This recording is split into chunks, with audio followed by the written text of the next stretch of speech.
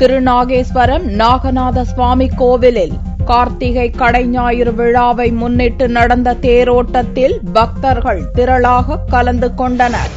கும்பகோணம் அருகே உள்ள திருநாகேஸ்வரம் நாகநாத சுவாமி கோவில் ராகுவிற்குரிய ஸ்தலமாக வணங்கப்படுகிறது.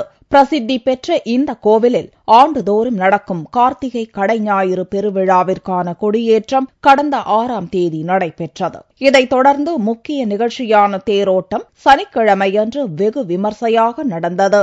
அலங்கரிக்கப்பட்ட தேரில் சுவாமி எழுந்தருள பக்தர்கள் திரளாக கலந்து கொண்டு தேரின் வடம் பிடித்து இழுத்தனர். திருத்தேரானது சுவாமி ருத்ராம்சத்திலே இருந்து அருள்பாலிக்கிறதாக சாஸ்திரங்கள் கூறப்படுகிறது.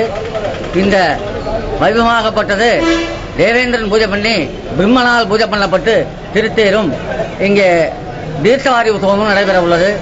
இங்கே ராகு பகவானுடைய திருத்தலம் இது. இத்தலத்திலே ராகு மிகவும் விசேஷமானவர், சுவாமிக்கு அருள்பாலித்தவர். இங்கே தங்கிதான் எல்லா பக்தர்களுக்கும் அனுகிரகம் பண்ணி கொண்டிருக்கிறார்.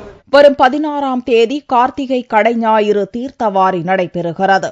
அதைத் தொடர்ந்து விடையாற்றி மற்றும் பூப்பல்லக்கு வீதி உலாவுடன் இந்த திருவிழா நிறைவடைகிறது.